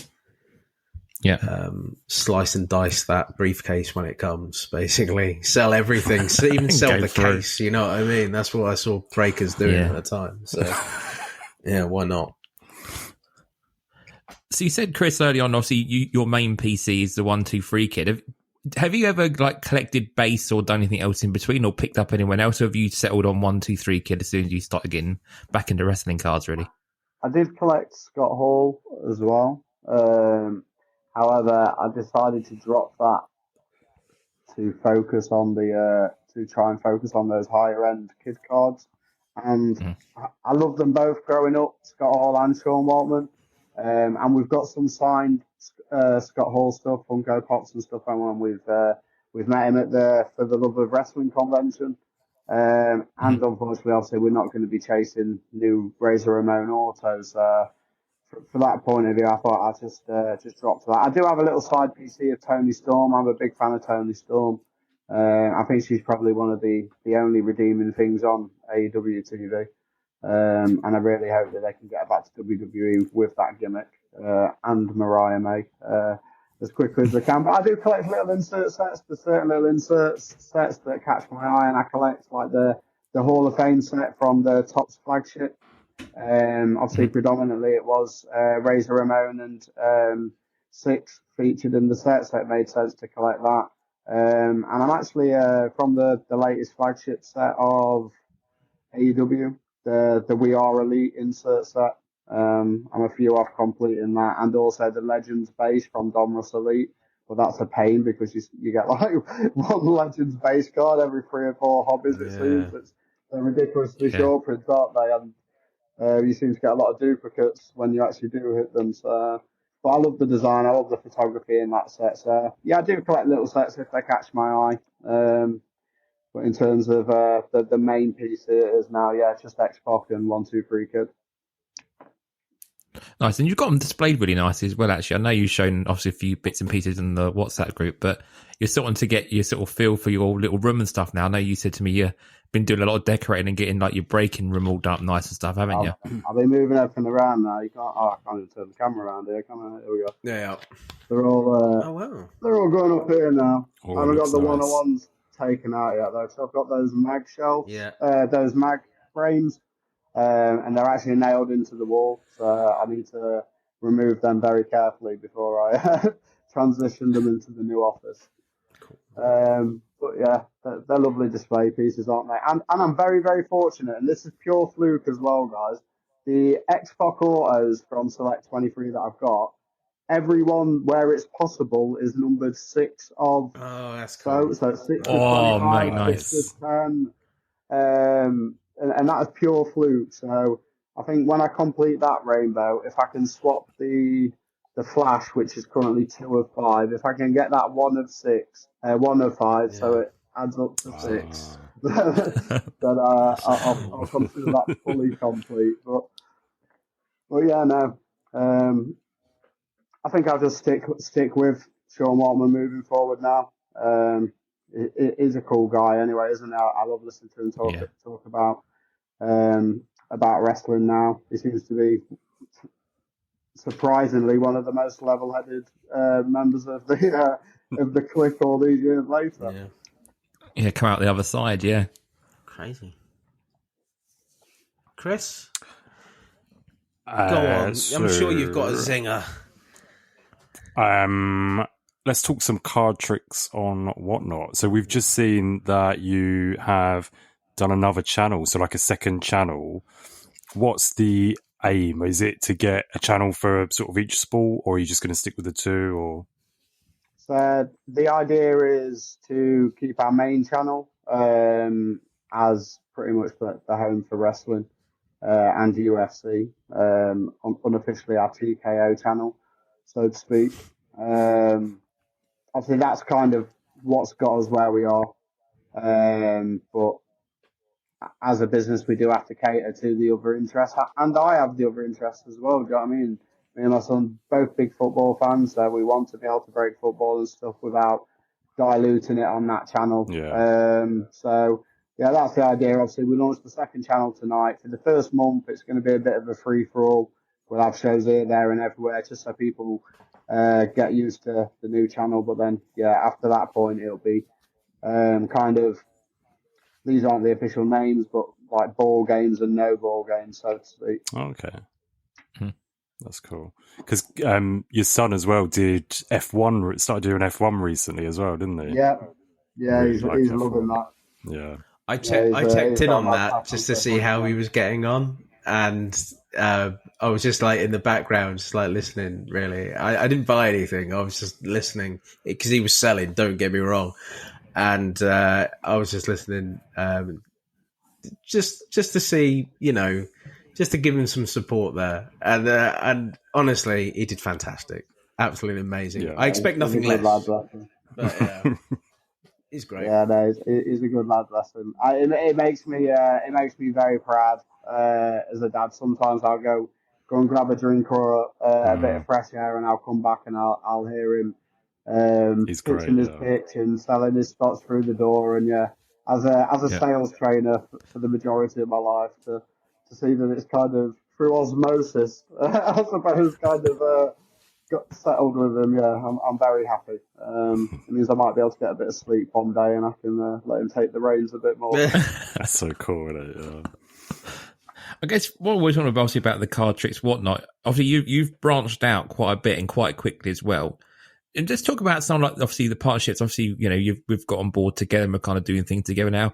But you've actually got lots of partnerships with lots of other people, and you've built up quite a lot of rapport with lots of groups, haven't you? Across sort of all sides of Collected, haven't you? Really. Yeah, I think. Growth only comes from connecting with people, doesn't it? Ultimately, my background really is, like I say, it's recruiting and training salespeople, but also on a consultancy level, helping people build businesses. So it's kind of second nature for me to see things from that perspective and what's missing and what kind of needs to be done to grow things. And to me, it become quite apparent that the wrestling collector community is quite contained. So what we've put a strong focus on is bringing wrestling fans to wrestling cards, because wrestling fans are incredibly loyal and incredibly committed, and they spend a lot of their disposable income on merch, whether it be figures, statues, Funkos, whatever. Typically, stuff that takes up a lot of space. And let's be honest, doesn't really retain any kind of value in the long run. So I think as a wrestling collector, the amount of money that I've spent on stuff over the years that I wish I'd saved and put into like these cards, for example, it's perfect. And plus, do you know what I mean? Take the cards out of it, because I say this to everyone. I say this to everyone on the team all the time. I say it to a lot of our customers and stuff as well. It's not really about the cards. Do you know what I mean? It is more about that community that we're building and giving people that space where they can enjoy the cards, they can enjoy the wrestling. But I think that's kind of a byproduct of everything else that we're trying to establish and build. Really, obviously we've got a partnership with WrestleCrate. Massive established brand in the UK for close to 9 years now, and a lot of other stuff on the horizon as well, which should hopefully open the eyes of the wrestling fans in the UK and beyond that aren't aware of this incredible little world that exists in cardboard boxes. You know what I mean? Just cardboard boxes and foil packets. You know what I mean? This is so much fun to have. I think a testament to you on that, just really quickly, like the one thing I know that you hate the word hobby.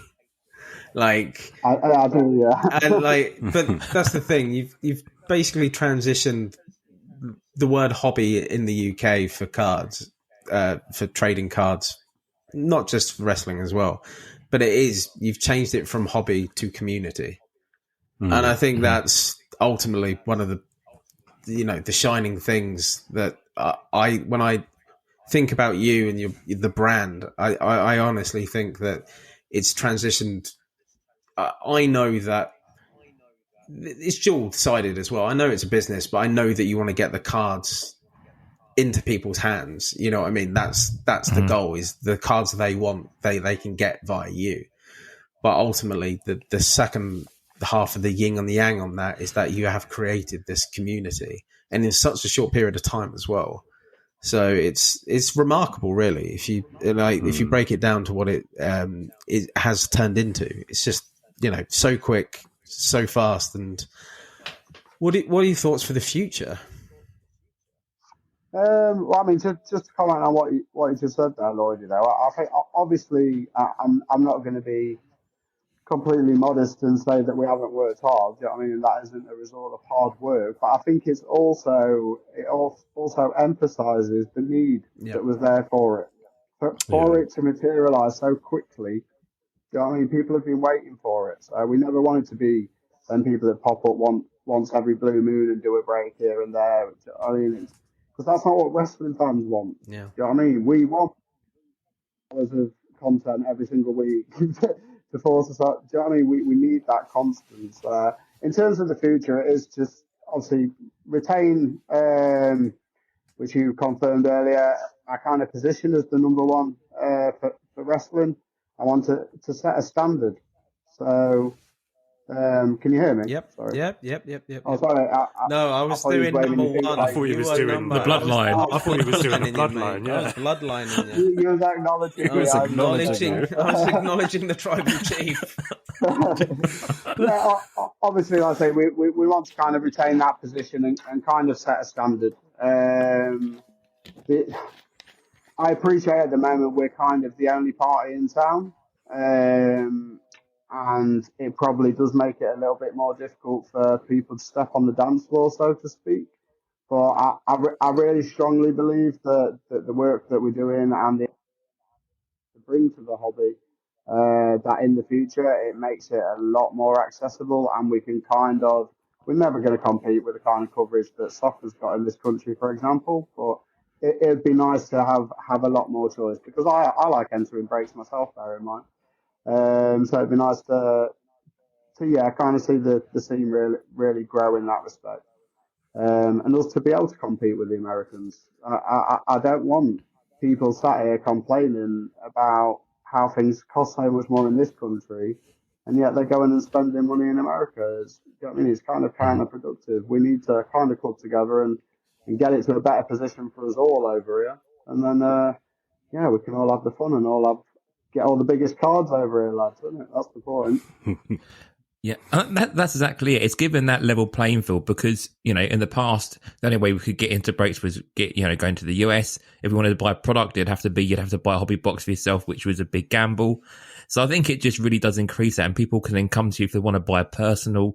It just gives people another option there, doesn't it? And in the UK, that's still quite new to us. So it's really good to see. Yeah, and that's one thing I just wanted to quickly touch on, Jamie, is we've spoken about it a lot of times in the past, like where we kind of get inferior products. Do you know what I mean? And so a lot of the UK collectors are not even aware of these American products that are coming out until you get someone showcasing them like Cardtricks are. Example, when I went to that card show, just as Leaf Metal Wrestling, not Heroes, Jamie, then when I went to that card show, there was none available. And that same week, you've got Chris from Cardtricks ripping it on his channel. This is says a lot about the community. I'm not saying the hobby, the community at the minute. So I think we're still quite sheltered, aren't we? And we said that when we started this up, we want to break through that a little bit. Yeah. Well, that's why, like, we're sitting here with Chris from Cardtricks right now. We both have both areas have the same goal, have the same thoughts. We just want to grow the community within the UK. Yeah, we've got different ways of doing it. We're not making any money. But it's nice getting people talking within the group, isn't it? And stuff, it's what it's there for. No, but that's ultimately, it's honestly, I've got you're very modest, Chris, but I've got a lot of admiration for what you've done in the last year. It's just it takes a lot of acumen, strength to do this kind of stuff, because people. It's not only that people. I don't want to say people rely on you. It's because that's too much of a weird way of saying it. But people like you're trusted. You're trusted to rely on him. You're trusted.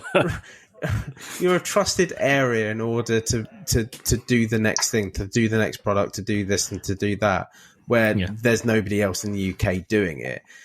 I wouldn't say they rely on you, because ultimately there still is the US as a fallback contingent, I would say. But within the community, people do look to you and go, this is what we need, and you are supplying it to them. So great, I'm glad we can tick that box, Yeah. I think just going on that line as well, Chris, you've built up a lot of loyalty as well within the community. You've built up a lot of trust with people, and you reward loyalty as well. People come back to you because you've got good giveaways. And I just want to talk about some of the giveaways you've done recently, and obviously the big one this week, by rewarding people as repeat customers, and what you've done as like a big selling point. So just big yourself up some of the giveaways you've done over the last few weeks, and obviously this massive one you've been running for the past month. Well, I mean, we've got a couple of what I would consider standout giveaways at the time we've been breaking wrestling. So we gave away quite a few pairs of tickets for AEW All In last year. We did a big Money in the Bank giveaway where we had a briefcase full of goodies, which is something that we're replicating this year. I'll go into a bit more detail for that in a moment. But yeah, obviously we've got a partnership with superpowertoys.co.uk, who are one of the UK's biggest importers of WWE and AEW figures. So we've given away loads of signed figures and stuff over the time. But obviously, this when was it? Yesterday. It was yesterday, wasn't it? It was last night. Don't go enough sleep. Yeah, yesterday we gave away a box of Impeccable, the new Impeccable, which Chris won. And he hit some bangers in it as well, didn't he? Undertaker to 5. Yeah, Ava to 10, Rookie Auto. So yeah, it's nice. But referring back to my earlier statement, really, do you know what I mean? I can't just put my hand in my pocket and do that. If the people weren't joining the streams and buying the spots in the previous break, it's kind of one of them. It's a reflection of the support that you guys give us. We've got ourselves, I say, in a really fortunate position where we've got the highest allocation of this stock in Europe. So we literally compete with the US now. So obviously that comes with a few different privileges and stuff like that. Like being able to get all the stock on release day and be able to get the good margins on it before it's completely dead. But I'll say, as opposed to being greedy and just keep that in our pockets. It's nice. It is nice to give back, and obviously from a business point of view, yeah, it does keep people coming back, of course. But ultimately, I mean, it is nice to give back. I mean, you see in the WhatsApp group the response afterwards. I mean, just seeing that there was 1,500 entries in that competition, in that giveaway. 1,517. There you go. There you go. Detail. They could have been a lot of people pissed off and bitter that they didn't win. But also, I think that's just a reflection of the community that we've built once again. That everyone's happy for each other. Yeah. We move on to the next one. I'll say we've got another Money in the Bank briefcase this year. Obviously, Money in the Bank is the 6th of July, I believe. So we've got a full replica briefcase, and every week, between now and then, we'll be adding a different prize to the briefcase, and on that show, one winner will take the whole lot. So cool. Also, we'll give some bits and bobs away in the meantime as well. Grease your palms a bit. More Batista autographs, please. More Batista autos. I'll see what we can do. But yeah, if we find something cool that we think you guys will like, and we can fit it in, then yeah, we'll give it away. Signed belts. Also, you know some of the things that we've got planned moving forward. So there's a lot of opportunities on the horizon, which should hopefully lend to more goodies that we can hand out to you guys as well. So I guess just to sort of finish up the big topic then, Chris, how can people get involved if they've not found you on Whatnot? You know, where can people find you on the social medias? How can they join the WhatsApp community? What sort of groups you got within the community? And just sort of do the final sort of sell, really. Yeah, so if you go to Cardtricks UK on Instagram, that's probably the best place to start. There's a link in our bio that takes you to our Whatnot page. If you've yet to sign up for Whatnot, you get somewhere between £10 and £200 free credit for registering via our link. There's also a link in the Instagram bio that takes you to our WhatsApp community. As we touched on before, we've got several different groups in there. So wrestling breaks, football breaks, UFC breaks, a grading group, a group for you guys as well to keep people up to date with the best podcast and only dedicated podcast in the UK for wrestling cards and wrestling card collectors. Square Circle Relics podcast. We did used to have an NFT group in there. We've dropped that one recently. Gutted. We've got a Raz group. We might re-establish it where we can find a better host. Yeah, you can run it. You can run it, Lloydy. Just be you. Logan and Gav are doing a good job running some Razes in the Raz group and stuff. So, but the main thing really, as we've remarked several times throughout the show, is the community in there and just being able to chat. And you see people often educating new collectors on, you know what I mean, this is how the parallels work, this is what you're looking for. That's really the strength, because pulling the curtain back a little bit, that's why you guys kind of do my job for me. You know what I mean? You guys keep each other interested in the cards and the breaks and stuff like that. And I say, just that community. I mean, I don't want to bang on about it too much, but we had someone drop in the group the other day that they'd lost their job, I think it was. And within minutes, I'd had 8 or 9 people messaging me offering to buy them a spot in that night's break. You know, to try and cheer them up and stuff like that. And it's heartwarming, and it's really nice to see. So everybody's welcome, man, woman. I say child, but that's a bit strange, isn't it? Any human, please come and join us. Every human apart from Jerry Lawler. Yeah, talk about cards, win some cards, show us your cards, and we run a load of giveaways and stuff in the groups and stuff as well, and discount codes. Obviously, we've got our VIP service, which you guys have helped us put an incredible ad together for. We're over 50 members now that are signed up for the VIP service, and I mean that's just going strength to strength, and we've got something amazing lined up for that for May as well. So make sure you're following us on Instagram and in the group so you can get updates as soon as we release all that info. And again, Chris has got Aussie set diaries, so there's different days for different breaks, and they're all themed to different names and stuff. So there's a whole calendar there. And he's obviously planned ahead for the future. So there is going to be the watch along for Backlash. So it's going to be at a better time zone, of course, being in France. So that'd be really good. And there's an exclusive code for new buyers and whatnot for that as well. So if you add SCR Backlash to your wallet, that'll get you £5 off your first break with Cardtricks if you've not used them before. So do check that out. Be a good time of the day. Come join the watch along and just enjoy the show, really. So, Chris, anything else you want to add before we go home? Yeah, I want to say beginner's luck is a massive thing on our channel. It's notorious how much beginner's luck works. If you've never entered a break before, if it's your first time stepping into wrestling cards, then there's no better time to do it really than that Backlash watch along. You're going to be watching the pay-per-view as well. Come and watch it. We're hopefully 60 or 80 of us in there. Get a free fiver and hopefully pull a banging auto to start your journey. Boom. That's a way to end it. Boom. Lovely. Yeah. Right. So, should we send us home? Chris, do you want to do a few bits your side? Other Southern Chris? Oh, right, yeah. Sorry. I haven't got too much to say, to be honest.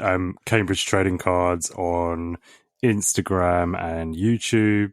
Again, I've been a bit lazy. I'm not to say lazy.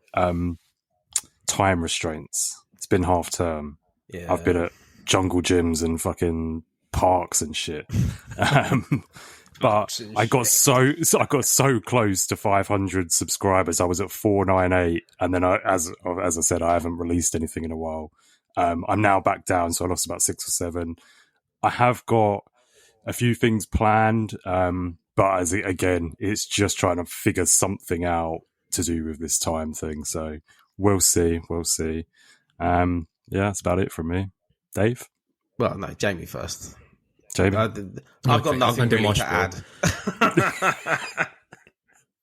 Okay, I'll give the normal spiel. So if you want to find us on Facebook, you can find Squared Circle Relics Podcast on Facebook.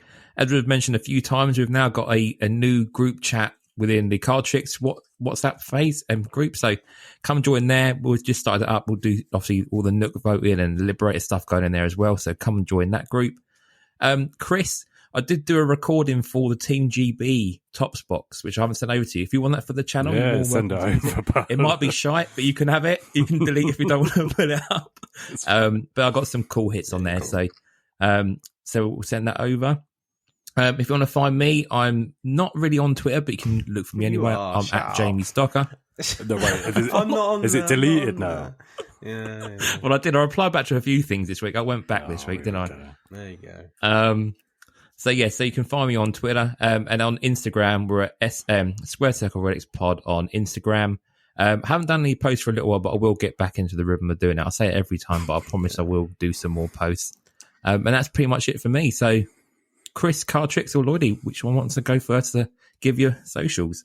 Well, D underscore Lloydy boy on Insta. No one fucking cares. I'm also at CSR Pod on the X as well. But yeah, again, SCR Pod. I get it wrong every fucking time. I do it on purpose just to annoy you. CSR. SCR. Customer Services Representative. Oh god, I do it every time. I'm troping myself there. But please reach out to us. That'd be lovely. And yeah, that's it. Chris, socials? Cardtricks UK, everywhere you can find pretty much, apart from Facebook. Cardtricks UK 2 as well. Please give us a follow on the second channel. So we've just hit 5,000 followers on our first Whatnot channel. So it'd be nice to catch up on the new channel as well. So yeah, please give us a follow. Okay, boom. Just before we sign off, next time round, I think it's my time for the top 5. Is that right? Well, yeah. I mean, we didn't really know, did we? Lost track, so, go on, Jamie. Have you thought of a top 5? So I have, yeah. Let's do someone who has appeared on the list many, many times. I don't think we've ever done it as a top 5, but there'd be some cool cards. Let's do top 5 Foley cards. Mick Foley. I thought you were going to say Booker T. So. No, not Booker T. No, Foley's appeared loads of times. We've had Dude Lovecrop a few times.